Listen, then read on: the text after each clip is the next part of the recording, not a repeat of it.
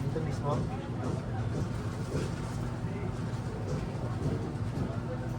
Gagawin ako i-up ko lang. Pagka mismo. Grabe naman sa level ng mga tao.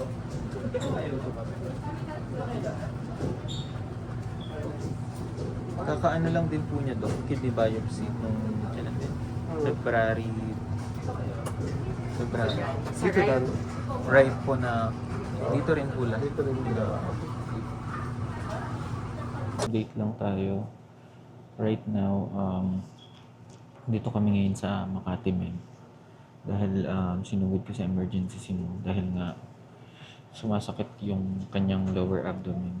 So actually supposed to be dapat mag-R&D kami para sa cafe mo. Nung dumating kami sa may branch kung saan kami mag-R&D, siguro few minutes lang sumasakit na bigla yung kanyang lower abdomen.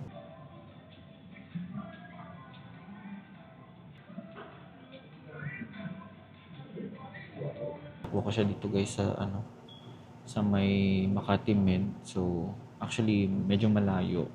Pero kasi mas gusto ko na dito na para at least andito yung mga doctors niya just in case na something happen. Kasi supposedly dapat sa Cavite ko dapat siya ipupunta. Kaso dito na lang para at least andito yung mga doctors niya. So actually ngayon masakit yung ganito niyo guys. Yung dito sa part na to.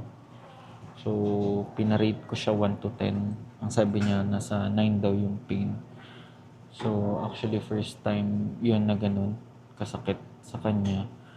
Kasi, di ba guys, as you all know, meron siyang kidney stone. Pero, maliliit lang daw yun and nothing to worry about it nung time na nagpa-ultrasound kami. We're still hoping and praying na sana maging okay ang lahat.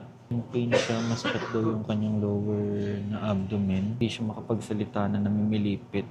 So actually meron akong clip niya nung nandun sa may kami, cafe mo.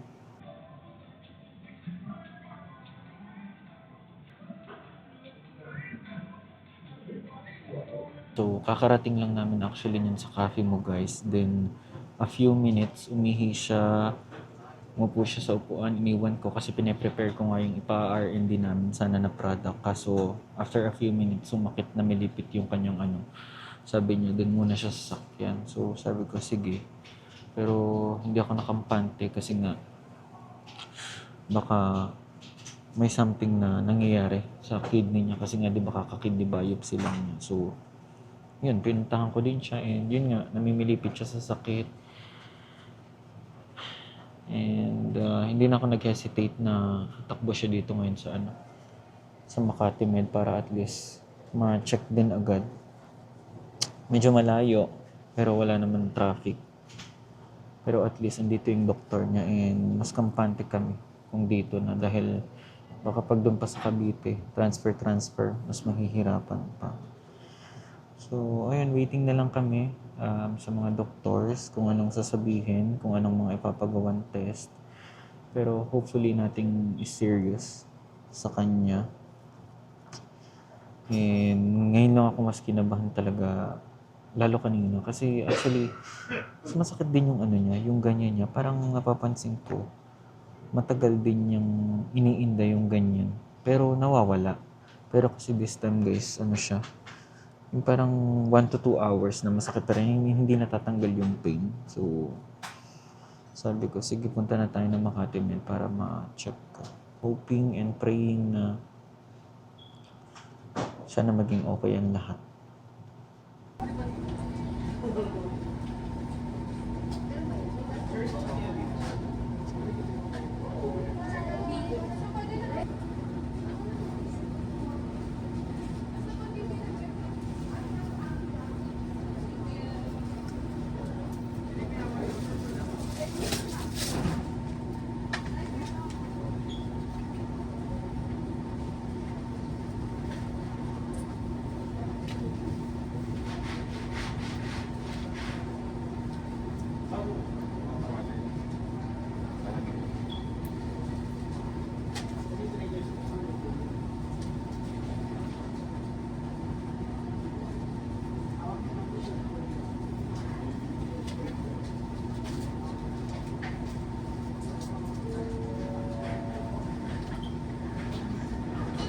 Currently, si Mo is nilagyan na siya ng IV.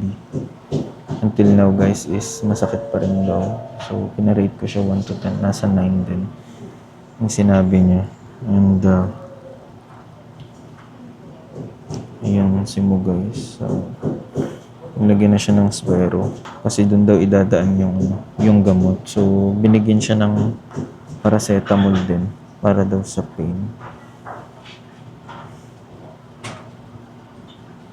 We'll see. Kasi kukuhanan din siya ng mga, yung mga blood test. So, nakapalaboratory pa lang namin. Kukuha na naman siya ng dugo. Sakit pa rin mo?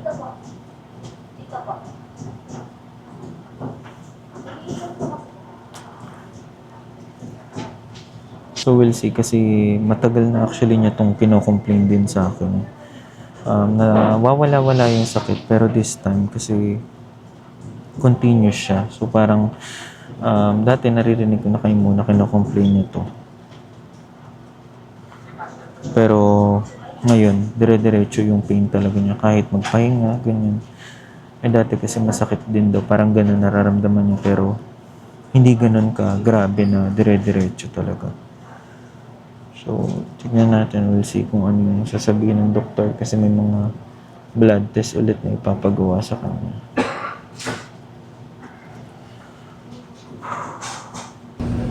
Naoperahan ko ba yung hindi naman po?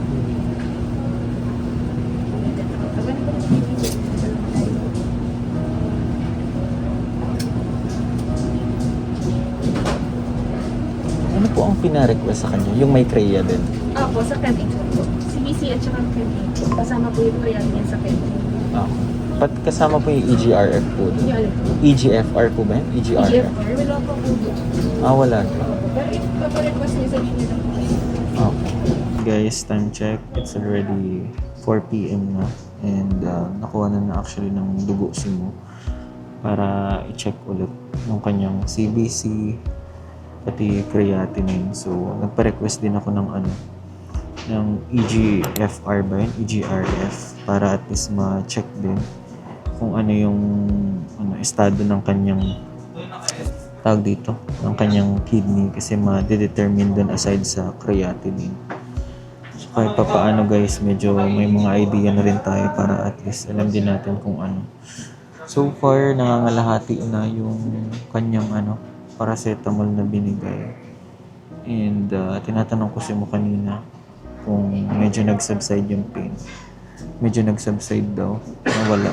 Unti-unting nawawala. And hopefully, nothing is serious. Kasi, first time ko sa kanya to na yung in pain talaga. So, ayun, we'll see. Hopefully, maging okay yung result. And kasi meron siyang kidney stones pero maliliit lang naman siya. And sabi naman ni Doc na nothing to worry. Kaya we'll see, tingnan natin yung magiging update sa kanya.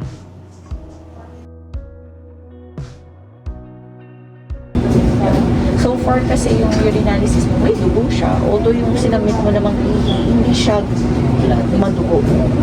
So microscopic po siya. So yeah, baka stone. Kung right ang meron kayo dati, baka meron din sa left. Kaya gusto namin mag-scan. Sige. Bagay, wala namang contrast po yun. Wala. Plain lang po ito. Kasi kailangan pa ng ng clearance ni Nepro pagka meron. May contrast. Ako. Hindi rin naman po kami basta-basta re-request. Alright. Thank you. Pila lang po namin.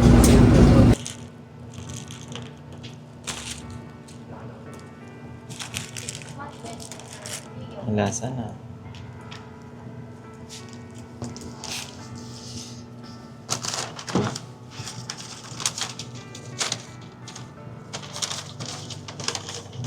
Yung binigay.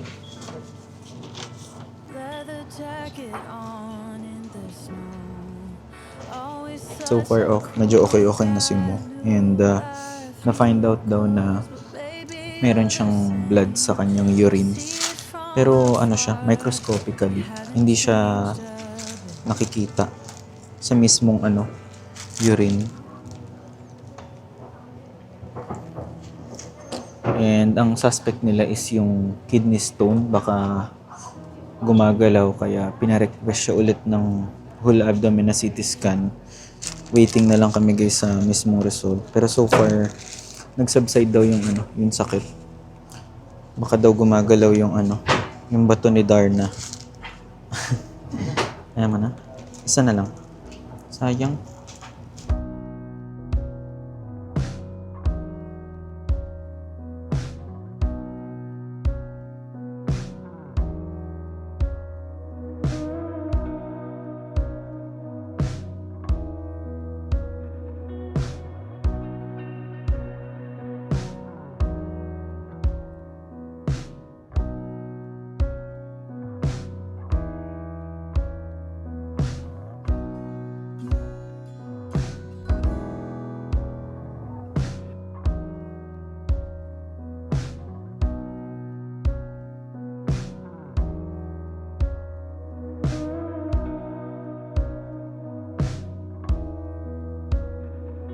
So yun guys, nandito na kami sa may CT scan and unfortunately yun nga tumaas daw yung creatinine niyo from 1.89 nung last time na nagpa-lab test kami.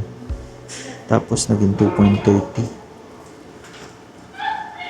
Parang ang bilis ng yung pagtaas ng creatinine niya. So right now guys, nandito kami sa may CT scan kasi pinag-go-through ko na yung yung CT scan ng whole abdomen niya para ma-check din. And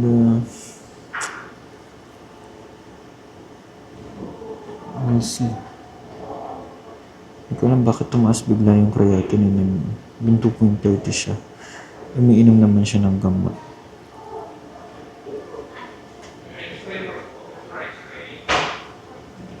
So balikan ko kayo guys kasi medyo natataranta na naman ako sa nangyayari.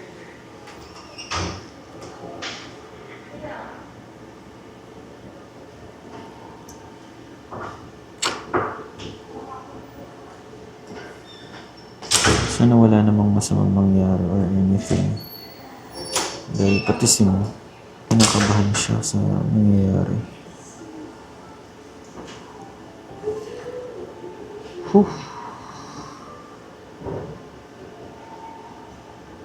Hopefully, sana wala.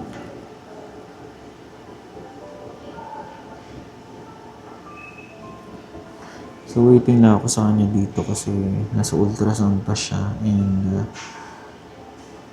hindi ko alam kung i-admit ulit siya or anything.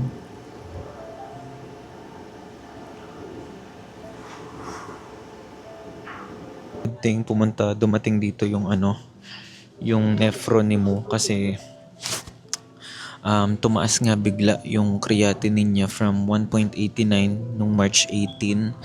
And then, ngayong March 21 is naging 2.30. So, nagulat kami kasi biglang taas.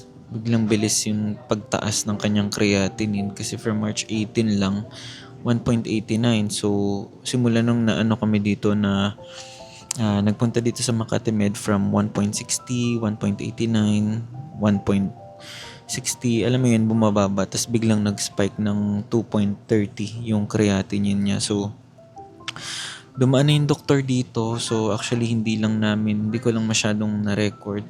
Or hindi ko lang na-record dahil dumaan lang siya dito. Good thing dahil nandito yung nephron ni Mo. Yung dumaan talaga siya. Sobrang bait niya. Kasi I think parang may lakad pa ata siya. Pero dumaan talaga siya dito para i-check si Mo. So, ayun nga, na-find out daw na wala siyang kidney stone. Ayan, sa kanyang kidney, kundi cyst yung nakita talaga. Maliliit na cyst lang naman, pero hindi naman siya cancerous or hindi naman siya kailangan pagtuunan ng pansin. Pero, hindi pala siya correction, hindi pala siya kidney stone, kundi cyst yung mga nakita sa kanyang kidney. Pero hindi naman daw ganun kalalaki and sobrang liit lang daw nung mga cyst na nakita. Kaya nagtaka si Doc bakit nagpagawa ng CT scan, yung whole abdomen na CT scan. Kasi nga nasabi namin na may kidney stone, which is wala naman pala. Nung nakita ni Doc yung mga lab test niya ngayon, yung ginawa yung mga CBC, ganyan, pati yung creatinine, and then yung BUN. BUN okay niya, kaso creatinine elevated.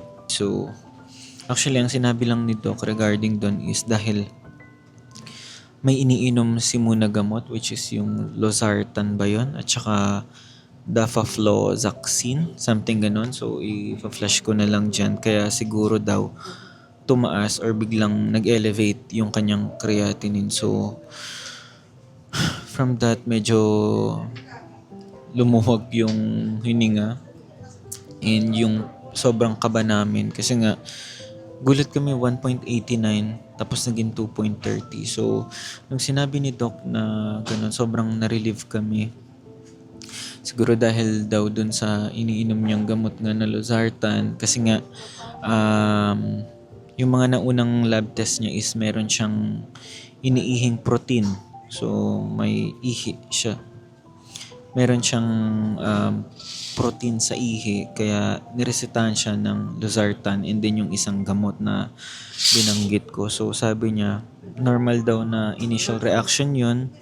Kasi nga CKD siya and dun sa gamot na binigay. So, pinapastop muna. Actually, yung losartan hindi naman niya iniinom daily talaga. Especially pag yung BP niya is less than 100. 'Di ba? 100 over ano. So, pag 100, hindi ko siya pinapainom yun kasi advice ng doktor niya na pag 100 below, i-hold natin yung losartan. So, yung isang gamot din, pinapa-stop. And grabe, sobrang na-relieve ako kahit pa paano dahil initial reaction lang ng gamot kaya biglang nag-spike yung kanyang creatinine kasi grabe, di ba ang bilis ng pagtaas, ilang araw lang from March 18, March 21 ngayon. So parang 3 days lang biglang taas. So we're still praying and hoping na sana maging okay na din ang lahat. And dun sa mga test, sa mga lab test na pinagawa sa kanya, yung nagpa-follow up kami, di ba napanood yun naman sa vlog. Ang daming test na pinagawa sa kanya, may mga result na rin na lumabas. And then yung isang pinagawa ni Doc na APAS, yung APAS, ayun yung ibig sabihin guys, hindi ko kasi masyadong alam yun. Ang suspect lang ni Doc is, baka siguro may trauma dun sa may kidney biopsy na ginawa. Kasi nga, may surgery na ginawa. So, baka initial reaction lang daw or reaction lang daw yun nung ginawang kidney biopsy sa kanya. Kaya, i-repeat test daw yun. So, after 3 months, and hopefully mag-negative. Kasi kung hindi is, may additional siyang gamot na iinumin. So, ayun, sobrang hirap guys dahil hindi pa actually stable si Mo dun sa creatinine. Kinakabahan pa rin ako. Lalo ako kinakabahan ako kasi ang hirap pag mataas yung creatinine dahil alam mo yun, kahit okay yung EGRF pero yung creatinine mataas. So, yun yung iniingatan namin and nirest assured naman ni Doc na initial reaction lang yun nung iniinom niyang losartan na gamot. So, we're still praying and hoping na sana maging okay ang lahat. And pinapastop naman na yung losartan sa kanya since umokay na din yung protein niya sa ihi. So, nung last time kasi is from 700, parang plus 4 or positive 4 sa kanyang ihi na protein. Naging plus 1 na lang. Nung una, from plus 4, naging 3, tapos ngayon naging plus 1. So, kahit pa paano umuunti and umuokay din naman siya. Kaya, pinapastop ni Doc yung losartan na gamot na binigay sa kanya and then yung isang gamot na dafafloxacin ba yun? So, something ganun. Pero, yun nakaka-help para ayun nga, dahil nga nagtatapon siya ng protein. So, hini-help nung gamot na yun para at least matanggal or ma-eliminate yung iniihi niyang protein yung iniihi niyang protein. So, ayun, we're just waiting for additional test kasi may gagawin daw test sa kanya, i-ultrasound ulit siya. Aside dun sa may CT scan na whole abdomen, and we'll see, tignan natin. And binigyan din siya ng IV na dito. Parang gamot lang, hindi ko sure eh. So, yan yung binigay sa kanya. Na fluid. Hindi ko alam kung ano yun, pero nakalagay kasi sodium chloride. And siguro ubusin lang yan habang waiting pa kami dun sa may isang test na gagawin. Sobrang thankful kami sa doctor niya, kay Doc Katibog, kasi in times of this, yung mga emergency, nandiyan siya para puntahan kami dito and pakalmahin, ganyan. Kasi sobrang kinabahan talaga ako, guys, dahil hindi ko akalain ang taas ng creatinine talaga niya. Kaya sabi niya, wag daw mag-worry. And waiting na lang kami and hoping na sana maging maganda yung mga results na gagawin.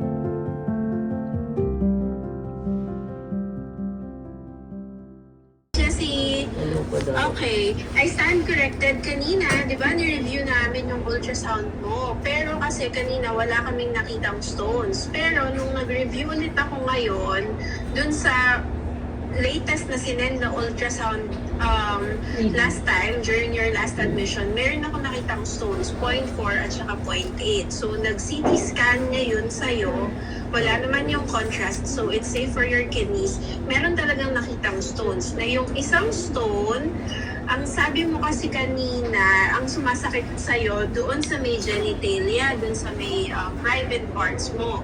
But the reason daw, sabi nung ER, na pinagawa nila yung CT scan was because parang nung dumating ka daw, sa may tiyan mo yung masakit. So sabi ko, okay. So true enough, merong nakitang stones na yung isa mukhang bumabara. Okay? Kaya sobrang sumakit. Pero ngayon ba, sumasakit pa ba yung tiyan mo or hindi na? Zero out of 10. Hindi na. Kasi kung hindi na, ako, I would be okay to send you home. Magpapadala lang ako ng antibiotics. But katulad din ng sabi ko kanina sa'yo, magkikita tayo after 1 week nito. So magbibigay lang ako sa'yo ng gamot para mailabas natin yung stones mo kasi mukhang malapit na siyang lumabas. Kaya masakit na doon sa may private area mo. So, kailangan lang nating paluwagin yung portion na yon. And then, once the stone is out, edi matatanggal na yung, ngayon naman, natanggal na yung pain. So, I will just be giving you antibiotics. Tapos, we will see each other sa clinic if ever. Okay. Sir Kevin, I will be explaining to the yung plans so that if ever they would explain to you further, kailangan ko lang kayong makausap para sa akin yung mismo narinig na merong stones. Alright, sige po, Doc. Sige po. Okay, Thank sige, you, any Doc. questions? Wala naman. Pag nakauwi na po ba kami, may chance pa po bang sumakit? Pwedeng sumakit pa rin kasi nagtatry lumabas yung stone. Pero Okay, but I will be giving you medications. Magbibigay ng pain reliever and antibiotics. Hindi kayo makakasama po yun sa kidney na naman. Po. Makakasama sa kidney na Ang naman. ibibigay naman ni doctor would be safe sa kidneys. Alright po. Sige po, Dok. Wala na po, Dok. Thank you po. Bali, Doc, yung ano po, yung Losartan and Dafafloxacin po ulit yun. Dapagliflozin, stop muna Stop for na now. po. Alright. Pero yung iba For pong... now, for now. Stop Alright muna po. for now. Yung iba pong mga medicine po niya na 3 times a day po. Tuloy-tuloy po. Continue lang muna. We will be giving you naman a new prescription once you get out Alright of the po. hospital. Sige po, Doc. Ideally, mas maganda kung i-admit kayo. But I know that you just rushed to the hospital today. Mhm. And magko-close follow-up naman tayo if ever. Apo. Sige po, Doc. Okay. Thank you po, Doc. Okay. Thank you sige. po. Thank you po. Bali, hindi na po gagawin yung SAT. Opo, yung ultrasound, hindi na. Ah. Most likely po yung cause ng yung pain nyo is the stone. Kasi yung daloy ng ihi from the kidney papunta dun sa singit talaga yon. So, pag yung stone nagbabara, so gusto niya kasi nung lumabas, so yung stretch siya, but it's a spasm. So, talagang sasakit siya. Pero po yung stone niya, lumaki ba or talagang... Parang mas nagbara lang siya. Parang ganun. okay. Kaya sumakit. Mm-mm. So, yan. We'll give you instructions. Pabalik po kami. Okay, Sige po. thank you po. Yun guys, kung narinig nyo naman yung sinabi ni Doc kanina, so actually over the phone, kinorek din niya kasi kala niya wala siyang kidney stone, pero upon checking nung last time daw na discharge kami dito or na confine siya is meron nakitang 0.04 na kidney stone. So ang suspect niya is baka daw nagpa-pass out yung mismo kidney stone kaya sumasakit or nagma-muscle cramp siya or sumasakit yung dun sa mismong baba ng abdomen niya. 'Di ba? And baka daw bumabara dun sa ihian kaya daw medyo mahapdi or masakit daw. So based din dun sa sa CT scan, yung whole abdomen na inano is may nakita nga na kidney stone and nagpa-pass out siya talaga. So ibig sabihin parang gumagalaw yung mga kidney stones palabas. So hopefully binigyan kasi siya ng antibiotics ulit and sana ma-discharge kami bago maghating gabi kasi time check it's already 9 PM na. So almost 6 hours na kami nandito sa may emergency dahil inoobserbahan nga si Mo. And ayan ngayon guys is binigyan din siya ng antibiotic ulit. So pangalawang antibiotic ulit to. Then after this, so pwede naman na daw ma-discharge. So kailangan lang namin makita yung doctor niya after a week kasi bibigyan din siya ng antibiotics na iti-take niya for 1 week ulit. So ayun. So far at least medyo nare-relieve kami dahil yung mga gamot na binibigay sa kanya ngayon is tumatalab din.